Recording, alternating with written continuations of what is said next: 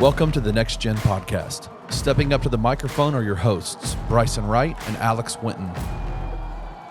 They got next, so let's get to the show.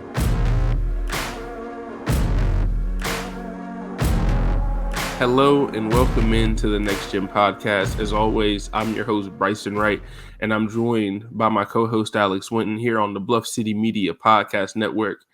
And obviously, we got to start with the biggest news from the weekend, which was the second video of Morant coming out with another firearm in the video, at least from what we've seen. It is one of those things. I know Woj was talking like if it does turn out that it's a firearm, if you look at the video, it definitely looks like he had a gun. Like there's not really any way for somebody to be like, nah, that's not what it was. Like from the screenshots, it was pretty clear. And I'll say, I think we're going to start with, like, I don't even know where to start, honestly. I guess we can start about how we saw it. I know, Alex, I know you were probably one of the first people to see it because I guess you were just up super late whenever it happened. I didn't see it until the morning. And I think I saw it late. I definitely saw it later than you did because the first thing I saw was Mikal Bridges and Desmond Bane hanging out together. And I was back. That was the first thing. I think I actually saw you tweeted something about that. And that was the first thing I saw. And then somebody had replied to me and was like, he must not have seen the Ja thing yet. And I was like, what Ja thing? And then I was like, oh no. It was, yeah. So, but you saw it. What you said you saw it like at what, like 2 or 3 in the morning? Yeah, it was like 3 o'clock, bro.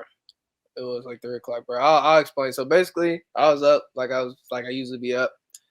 And I just got done watching something like on TV, and then I was like, I got back to Twitter. So then, we're in different group chats. So I was looking, saw it. Somebody said, or first it was the Mikal stuff. I'll say that it was the Mikal and Baden stuff. I'm like, okay, cool. Like, because we just talked about it. Was the last episode or the episode before? Like, hey, Mikal to Memphis. So it was cool to see it because like people hanging out, they talk like that was cool. So I was like, oh, I bet, like you know what I mean? Like it's gonna be a talking point.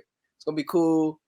And then I think probably maybe like an hour later, I forgot how it came up. I think either somebody sent it to me in the group chat or it was on the timeline and I saw the video. Because at first it wasn't the full video. So like there was a thing. So first it was like 5 seconds for people that didn't see it initially. There was like a 5-second video that first came out. It was like a TikTok. It was a 5-second video that showed like the live, but it didn't show the scene when the gun was shown. Or the firearm, however you want to say it. And then at the end, it showed the screenshot of it. So I'm thinking, oh, well, like they don't got the whole video. I don't know if that really, you know what I mean? Like, so I'm like, okay, well, this might, I don't know if this is a real video or if this is recent. And so once I looked at it, or I saw that, and then I went to the TikTok to look at it. See, I'm like, okay, was this today, this and that? I couldn't really tell until I saw something else that told me it was there because I think they had his sister's graduation party that same days or whatever. They were having a celebration. So I'm assuming it was the same day because basically it was the same outfit. And so I didn't know where the other clip was, but I think eventually 30 minutes later, somebody posted the actual like 2-3 minute IG live of it. And once the video was shown and I saw it, I was like, yeah, this is not good. Because I'm like, I know this is recent. And mind you, this is 3 or 4 o'clock. And people are already up. People, some people are saying, and I'm like, well, I'm thinking one of two things. Either this is going to blow up when I wake up, or this is going to just go under the wayside. And sure enough, as we already know, it definitely blew up. I woke up, so many notifications on my phone, and I was just like, yeah, man, this is crazy. But yeah, that's how I saw it at first, and I already knew what I was going to expect when I first, like, my reaction was just the same. I was like, well, let me see what the reaction is in the morning. Like, that's literally what it was. I'm like, because I already know folks are going to see it, and it's just going to be a talking point for the whole day. Oh, Mother's Day and Game 7. So, yeah, just crazy. Yeah, no. And, yeah, for me, like I said, I didn't see it as early as you did. I saw it after I woke up the next morning. And, like I said, I didn't even see it at first. Like I said, the first thing I saw was your tweet about Mikal and Dez. And then it took me a few minutes after that before I saw it. And like my first reaction was like, no way. Like there's no way that after everything that happened, not even 2 months ago, I was like, there's Man, no way that basically the same thing. I know it's a different scenario, like, and it's the off season, so it's a little bit different. They're not worried about, did he bring it on the team playing and all that. It's a little bit different now, but I was just like, man, no way. Because at first when I saw the video, and the thing is, if you see the video and you don't like slow it down, it's really hard to see it. Because the first time I just saw the video and I was like, oh, I didn't really see nothing. Like, I don't know. And then it's the one little screen grab that I was like, oh yeah, like this is about, and it hadn't blown up completely when I woke up. But once I saw, I think it was like the Legion Hoops tweet and like the Barstool Sports tweet, and then like the thing that really showed me just how far this has gotten to was when Shams was on CNN talking about it, and I was like, man, they done got to CNN, and it's like this story, which not to say that it shouldn't be a big story, but this story, I feel like the first time this happened, it was a big story, but this time I feel like it's almost taken to another level. But the main thing that I'll say is that it's really disappointing. Like that was like my second. After my first reaction was like no way, and then my second reaction was just disappointment because after everything that happened just 2 months ago, where they had this whole conversation, you got suspended, you ended up losing, like we talked about on the last episode, because he didn't make All NBA, almost $40 million. You would think that's like enough of a wake up call to where something like this wouldn't happen. And then, like we said, in the media, he was saying all the right things. But we said it on here, like you can say, like saying the right thing and doing the right thing is a big difference. So we talked about that on the last when it first happened. He was saying everything that was right, but from now on, like he's gonna have to show it. And it seemed like even in the exit interviews at the end of the season, he was talking about how he's got to be better with the off the court stuff, and he felt like the off the court stuff hurt the team in general. And then not even 2 weeks after that to have this happen, it just makes it seem like it wasn't sincere. Like it felt like it makes you feel like everything that he was saying, he was just kind of saying it to get through that, and then he was gonna go back to doing the same stuff. So that's the thing that I said. My first thought was disappointment. But I know Alex was talking about this too, when we were talking about Sane's show. He just joined his show, the Anthony Sane show here on Bluff City Media, talking about you can't care more about his image more than he can, So it's like we care. It seems like we and the people talking just on social media, like Grizzlies fans and stuff, care more about his image than he does. And that shouldn't be the case. yeah, it's crazy, man. But yeah, my reaction to when I first saw it, man, I was see, like you said, disappointment, man. It's just because a lot of for me is just like you said, everything, bro. Like we just had this. We thought not granted, it takes a lot to get over stuff like this, and so I'm not expected perfect. Like like I'm not saying that wasn't gonna happen or whatever. My thing was, I knew, I just wanted nothing. Like, I mean, literally, like, what were we, like 2 weeks removed from like the exit interviews and the last post game of the season? Like, literally, like 2 weeks. And this man said in those things, I need to be more, better with my leadership, being more smarter about my decision making. And so you're like, okay, cool. Like, let's hope that happens. And we're not even barely 2 weeks removed from that, and it happens again. So that's where the disappointment comes from, because it's like you said, like, especially not just for fans, but think about like the teammates and the organization. Like, these are the guys that backing him the most. Like, he even said they look at him as the leader. And these guys that backing him and have his back, you really going more so against what their belief in you, like making them look foolish in that way, because it's like they have belief that you were going to turn this around, and now you're doing it again. It just only makes them feel like, damn, I did this for nothing. Like, you know what I mean? Like that's probably how they feel. Some of them, I'm not gonna say everyone, but I don't know how they feel. I don't know the players like that, but I'm saying, like, I know that's how fans feel. Like, fans, like, they were defending him the first time, and not only the first time, but you gotta think this is like, this goes back to all the other stuff from this is a year now, like year recent, in terms of events with Ja off the court. and people's defending him for most of it.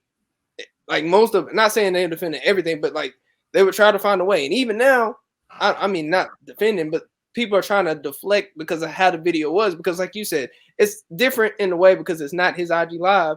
It wasn't on his account, but it was with a person that has been there in numerous events, and the same incidents has been part of those events. And now, granted, I'm not putting Ja's dumb for what he did. This is not excusing it. But like I said, like when you're in that environment, it's like it's not the same thing, but you still did the same thing on a different platform. Like it's still the same thing that we thought you learned from. Because it's like it's a lack of, I guess you could say, self-awareness, right? Because that's really where it comes from. It's the self-awareness. It's like you got to be more self-aware of where you're at and how you move.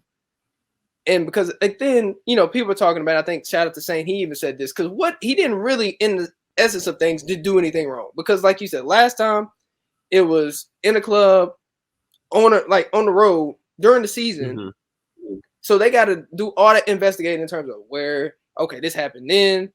Was the gun on the plane? Like that makes more sense. This was obviously he's in a carrying state, so he can't carry a gun. So not on his IG live, they're on the off season. But again, it's not even about that, because that's what when folks talk about. Well, and we're gonna get to it in terms of what we think about the punishment and all that.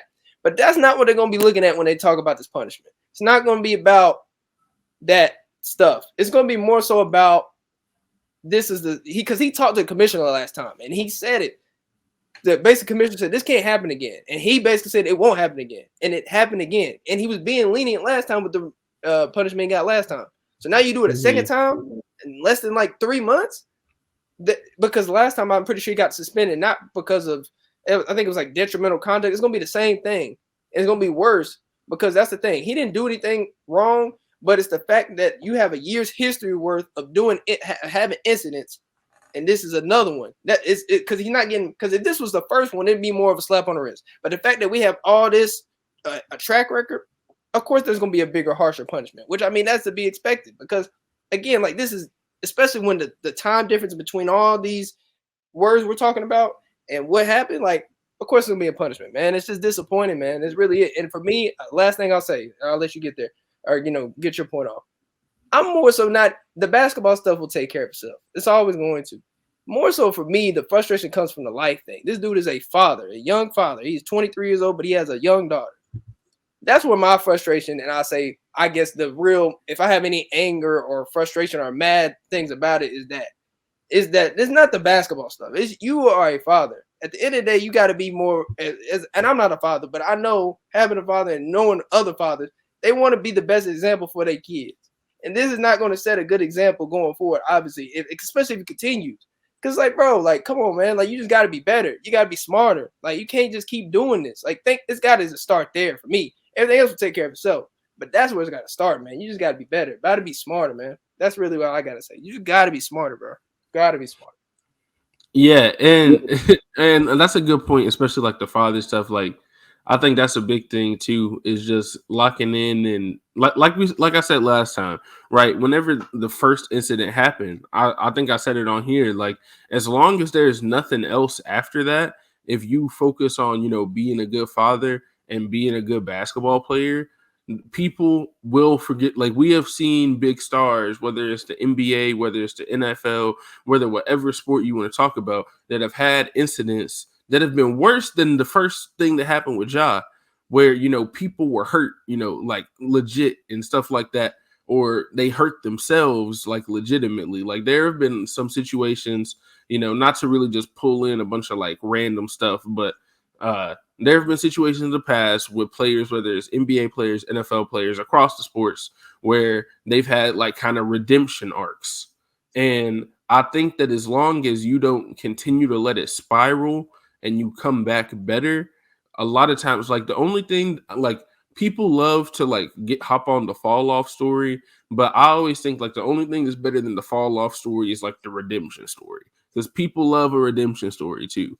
So he definitely had a chance, not to say that he still can't like turn it around now, but he had a chance before like this happened to just basically put all of that behind him and basically prove what he said he was going to do, like to actually like do what he said he was going to do, and lock in, focus on talking about all the stuff he was talking about, ways to deal with stress and all that. And it just makes all of that sound fake now. Like, and that's really my thing, is it makes it like, regardless, I know he hasn't released, as of the time we're recording this, he hasn't released like an official statement, but it's like whatever he says, we're not going to listen to it. Like, like honestly, like it doesn't really matter what he says, because he said all the right things last time, and then he just turns around, and then 2 months later we have the same kind of conversation. And then the last thing that I'll say is, I'm like, I don't know, like like I feel like he has done all the hard work, like the hard part for him was get into the NBA. Like, you come from a small town in South Carolina, you go to a small school, you got discovered in an auxiliary gym because a Murray State assistant coach wanted some dang Doritos. Like, that's the only reason that you even got a college scholarship. Like, you came from like an unlikely place, and now you finally made it to the NBA. The first few years in the NBA, he established himself to the point to where he's going to be in the league for like the next 10 years automatically, like basically based on how good he played. Like, he has everything set up. He already did the hard part. And like, that's the thing that I'm like, it doesn't make any sense to me. Like, you've already done the hard part. You don't have to. And it seems like it's like he's trying to tear like all the hard work that he put in to like get to this point. And it's almost like, if like, not to say he's going to completely throw it away. I don't think that, he's never going to play in the NBA again or something like that. But it's like, it's very possible that if this continues to spiral, that it will become something like that, where he might not be playing anymore. Now, based on now, I'm not going to say that. And that is going to be the next thing we're going to have to talk about, is what's this suspension length going to be? Because Woj has already said there's going to be a suspension. And they said it's going to be a lengthy extension. I don't know exactly what lengthy means, but I'll say this. Next season, they're adding in the 65 games played in order to make it to be all NBA, or in order to like win any major award. So that's missing 17 games. That's the most you can miss. I think that it's going to be more than that. I would say it's probably going to be 18, 20, like something like that. Because the first time was 8 games, 2 of them were retroactively added. And basically they had said he basically kind of like had time served, kind of like, okay, you already did this, so we just kind of went back and gave that to you. But I think to start this season, we might see like a 20 game suspension, and it's very possible. Now, we could also see something shorter. I don't really know if there's any way that we could, like, I don't necessarily know where their head is at. But when it comes to the NBA, it's a business, it's a brand. And anytime that somebody is jeopardizing that brand, that's when the hammer comes down. And Adam Silver 2 months ago sat face to face with Ja, and they had this conversation, and I think he explained that to him. Right. And now that he has gone back after that has been explained to him, and he's now in the news again for basically the same thing, I think Adam Silver is going to come down with a much harsher punishment. And I'll say this, whatever punishment that they come up with, I'm not going to be mad at it, honestly. Short of, he's suspended the whole season. I don't think he's going to get suspended the whole season, though. But if it's 25 games, like, I understand, because I think it's less about the incident, because like I said, just like the last time, nobody was physically hurt. Everybody's okay. Like, that's the number one thing.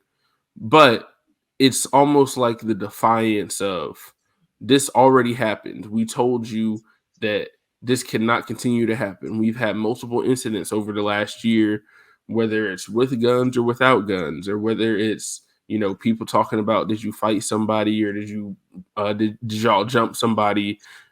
Did you get called to the Foot Locker and like talk? Like, there's been so many like little incidents and stuff that have been coming up. And then, of course, the big one with the last time this happened. And to like sit down face to face with Adam Silver and then to do this again, there's no way that the punishment is not going to be a lot. So I'd be expecting to not see Ja for a little bit to start the season. Yeah, I agree. The thing is, like you said, like again, a lot of this is like you said, if you met people forget that the NBA is a business at the end of the day. Like it's a business. Like I know we love the game and I love basketball and obviously the NBA, but like it's a business at the end of the day. And again, when you are a job, that's the thing. Your job, you like I said, that's when I go back to my point of you got to be more self-aware. You got to know who you are. You're Ja Morant. You're one of the biggest stars. Like KD even said it. This dude could be the face of the league, most marketable dude. He said that last season, could be the most or I think either last season or earlier this past season. It could be the face of the league, marketability, all that. You're that dude. The kids look up to you. Kids want to be you. And you're messing up not only the brand of that, but you're messing up the NBA money because people want to see Ja play, not only in Memphis, but in the league. So you're messing up all that doing this. So they're going to not be light about this. In terms of suspensions, I think our boy, shout out to Sean Coleman, he was talking about it. He posted like a list of the suspensions that happened before. And basically looking at it, if you look at the last type of incidents with firearms, that's obviously a lot different because I think Gilbert got 50 or Javaris Critton got 50, either 50 and 38. That was the range. One got 50, the other one got 38. But that was in a locker room, right? That wasn't, you know what I mean? And then when you think about the other ones, like Malice in the Palace, I think they got 83 games. Another Malice in the Palace got 30 games, like in terms of, because it doesn't have the names, just the incidents and the games. And a lot of these other ones are like PED use, like 20-25 games. Is that usually what you get for substance stuff like that? And then somebody else punched a coach, and that was like 26 games. So for me, if I think about how many games he's going to get, I'm thinking it's probably going to be between 20 and 30 because they're going to make a statement, like you said, with the new CBA rules and how you can only miss no more than, you got to play at least 65 games to get any All-NBA awards. They're going to make sure he's not getting another All-NBA, at least this season. Not forever, but just this season like they did last year. That past year, they're going to do the same thing. Like he probably not going to make an All-Star team neither. That too, because you got to think he's by the time if they do 25, 30 games, by the time that happens, that's going to be, I don't know, December. People are already going to be voting. And I mean, even if he gets a fan vote, you got to think people going to coaches vote on reserves. That's what people forget. Coaches vote on reserves. And obviously the coaches are going to look at this too. Like everybody's going to look at this different. Like how he's portrayed, like you said, we're talking about brand and stuff, they're going to look at this different. Like they're going to be, oh, it's Ja Morant. Like, they're gonna be like, oh, good player, but like, is he really? Like, you know what I mean? Like, they're gonna look at stuff like this. They could do that. I mean, I've seen Trae Young average 29 and 10, doing less off the court and not get voted All-Star team. So you know what I mean? And that was as a reserve, 29 and 10. That's tough. Like, not a lot of people do that, and he didn't get voted as All-Star or All-NBA, and he hadn't done nothing off the court like this. So you know what I mean? So yeah, I see 25, either 20, 30 games. And so that's going to be obviously tough because, I mean, obviously it would be at the start of the year. And obviously we're finna get into it. But, like, with 20, 30 games of no job, which I do expect, again, it's going to be double digits. It's going to be interesting in terms of what their plans are in terms of the front office. Also how, like, you know what I mean? Like, it changes things, man. It's a trickle effect. It affects what everything does versus what the coaches are going to do scheme-wise, with how they're going to implement a new offense maybe, whether it's the front office, how they move, whether it's the people in the organization that is trying to sell tickets, season ticket holders. It's all a trickle effect. This is all going to trickle down to some type of way. It's going to affect somebody. So, it's a domino effect. So it's unfortunate, but I mean, that's just part of it. You know what I mean? But yeah, 20, 30 games. And I know it seems like a little amount, but it's really not. Like, that's not a lot of games. And it's early in the year, or will be early in the year, which I'd much rather be early in the year than late. But still, you're going to have we had a different outlook of what was going to be in those 20, 30 games, before this happened. We thought, oh, we're going to have everybody. So now it's a lot more up in the air. Yeah, for sure. Yeah. And like you said, it's better that it's going to be early than late in the season still. But those 20 or 30 games that he's going to miss is definitely going to have a big effect on the team just in general. And I think kind of what you're getting at too is the effects that this is going to have on the offseason as well. Because one of the things that I thought that is a possibility for the offseason is, are the Grizzlies going to move on from Tyus Jones, and are they going to try to, maybe bring in somebody else and then maybe try to use him in a deal to get a Dylan Brooks replacement? Now, I'm not going to say that they shouldn't, or they should change the way they do anything. I don't think they should change the way they're approaching the offseason that much, just because for me, I would still I'd still push more for postseason success than in the regular season. So if Ja's going to miss the first 20, 30 games, it's great to have Tyus. But if you can use Tyus to get Mikal Bridges or OG Anunoby or somebody you think will help you more in the postseason, I think you should still do it. But I will say that I think they're going to be much more hesitant to move a guy like Tyus, especially when the NBA hasn't officially come down with a suspension yet. Now, maybe when there's a certain number that's on the suspension, maybe that'll be different. But as of now, it's really suspended indefinitely. The Grizzlies came out and said he's suspended from all team activities for now, which, I mean, there's not really any team activities going on right now, so I don't really know what he got suspended. Like, I guess he got suspended from the facility. I don't really know what exactly he got suspended from. But I think that once the NBA comes down with their official punishment, whenever that is, we'll know more about how the Grizzlies are going to approach it. Because I don't think that the first 25 games of the season should be the reason why you don't do something that could make you better in the playoffs, because that's really what you're building for. I mean, you can look at the teams right now. I mean, you got Miami and Los Angeles that are in the Eastern and Western Conference Finals. Both of them were playing play-in games. So it's not to say the regular season doesn't matter. I still think the regular season does matter, at least somewhat. But if you are making a move that is for the postseason and will make you better in the postseason, I think that they should still do it regardless of what happens with this suspension. So I think that from a front office standpoint, it's something they should have in the back of their minds. Like, okay, Ja might not play to start the year. That's something that they might do. And in their negotiations and stuff like that, that might be something they think about, and maybe bring in, another guard or somebody that can come in if something happens later in the year. But I still think that the number one thing that they should be building for is what is going to be successful in the playoffs. And I think that regardless of what happens with Ja, if they think that move is what is going to take them to the next level, they should do it regardless of if Ja is going to be missing the first 10 games or whether it's missing the first 30 games. I think they should do the same. Whatever they decide, I don't think that it should have a huge effect on it. Yeah, I agree.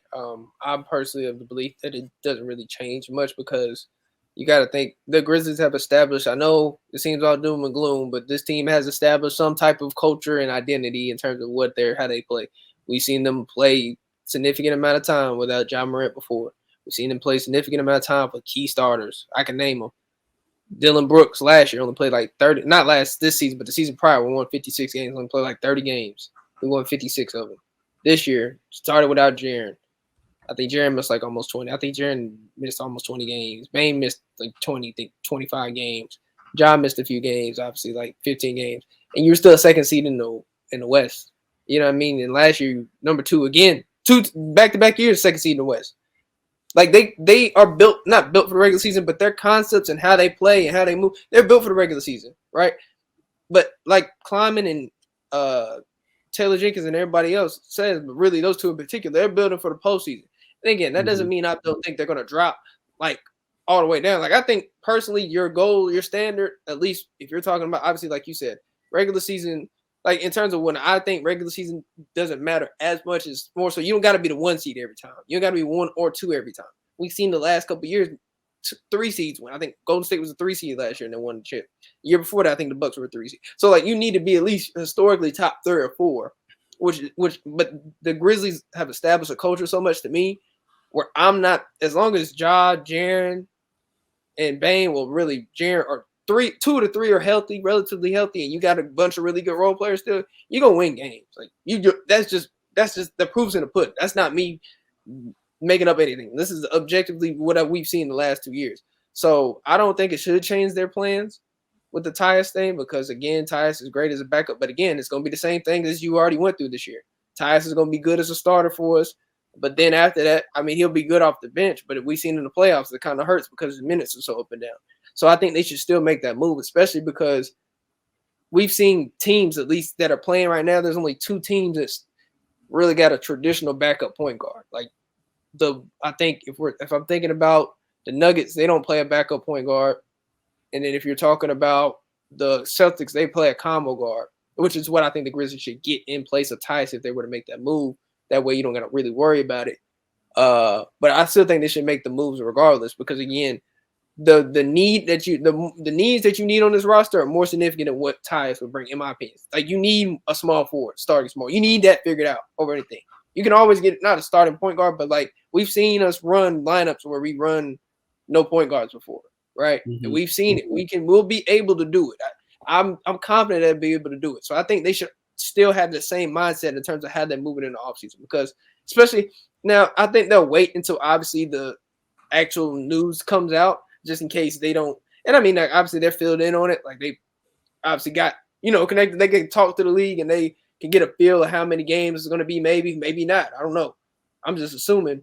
But, like, once they get an official how many games is he out for, then they'll probably start doing stuff, or depending, which I think it shouldn't take long, to be honest. I mean, it probably will obviously go on for the next couple weeks, maybe a month.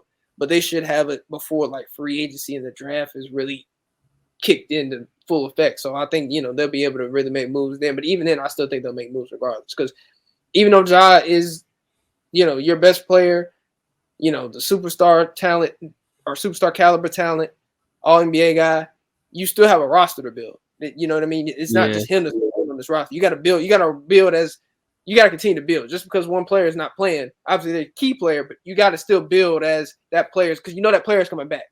Regardless, he's going to come back. I just want to know whether it's in December or January, he's coming back. I just want to let them know. I'm very confident in him coming back. I don't think nothing's crazy happening. So, it's just about when he's coming back and you weather the storm until he comes back. Yeah, and I think that's really what it's going to have to be. And like I said, we're not exactly sure what it's going to be yet as of the time we're recording this right now. I think that it's going to be a lengthier suspension, but yeah, it's all going to come down to what they're going to value. And I think that they're going to be valuing playoff success over whatever seed they might get in the regular season. And I know, like, talking about teams getting those top 3 seeds and it's very important. But, like, you say, oh, getting home court advantage, doing this in the regular season is important. Well, every time that they've gotten home court advantage, they've lost it in the first game. Like, the only game one that they've won under this new regime was on the road in Utah with no Donovan Mitchell. So it's like, not to say that home court advantage doesn't mean anything, because I still think it does, but if it's between, going into the season and still having a top 4 seed going into the postseason, but you don't have Mikal Bridges or OG Anunoby, I'd rather be the 6th seed and make a deal for something like that. If that's your options. Now, obviously, there's no telling that if, you make a trade, Ja gets suspended, if the whole team isn't healthy at the beginning of the year, you might get put into more of a hole than you can really get out of. But I think that the team just in general has proven that even without Ja, they are good enough to win games in the regular season at least, and even a few playoff games. So that I think they'll be good enough regardless of what happens with the suspension in order to kind of like come back next year and still be a playoff team. I think even if Ja doesn't make it, doesn't come back in the first, 10 games, first 15 games, they might be under 500, but I don't think they'll be that far under 500, even if they do move on from Tyus as well. Like, they have enough dudes that have stepped up in the past. We know that when Jaren gets to be the first option, he plays a lot better. Dez has also played better when they've been asking more of him. Like, the more they ask of him, he usually is up to the task of taking more shots and being more ball dominant if Ja isn't there. So I think that regardless of what happens, I think they're going to be all right. They're going to be all right to start the next year. But I don't think that it should change the off-season plans at all. And honestly, I think that when it comes to the off-season plans as well, it almost makes you like not want to rush to it a little bit, but I feel like they might be in even more of a hurry to kind of go ahead and get it started, because at this point you really don't even know what could happen again. Like you don't even know what's happening next. So I'll be interested to see when Ja actually does make a statement about this, though. I don't know exactly when that's going to be, but I think that's the next thing that I'm really looking for is what is Ja going to say when he comes back. Even though, like I said earlier, it's not going to mean much, just because like the last time it wasn't, he said all the right things, but in he's going to have to come up and he's going to have to face the media. He's going to have to deal with it again like he did last time, which is really why I'm so surprised when I said, like I said, my first reaction was no way, because I was like, after all the stuff that happened the last time, to come out and do basically the same thing, it was just crazy to see. But I know that we kind of went long on that, so I think that's just going to have to be the whole episode for this week. We're going to have more stuff to come back with y'all next week, more Grizzlies news. Hopefully, it'll be better Grizzlies news than this. We'll probably hopefully it'll be better. Some positive stuff, man. Some positive stuff next week. But we'll also maybe know what the suspension is going to be and stuff like that. And we will be sure to keep y'all updated with all things Ja, along with all things Grizzlies, and maybe even get to talk about some more Mikal Bridges and Desmond Bane friendship stuff, because I don't know. It seems like they're pretty cool now, so we'll have to look at that. But for Alex, I'm Bryson, and we will see y'all on the next episode, where we will be keeping up with all the latest Grizzlies news. Thank you for listening to this episode of the Next Gen Podcast. If you enjoyed this episode, leave a like and a comment wherever you download your podcasts. Head over to www.bluffcitymedia.co, where you will find comprehensive coverage of all things Memphis sports and how you can become an insider. We'll see you back here next time.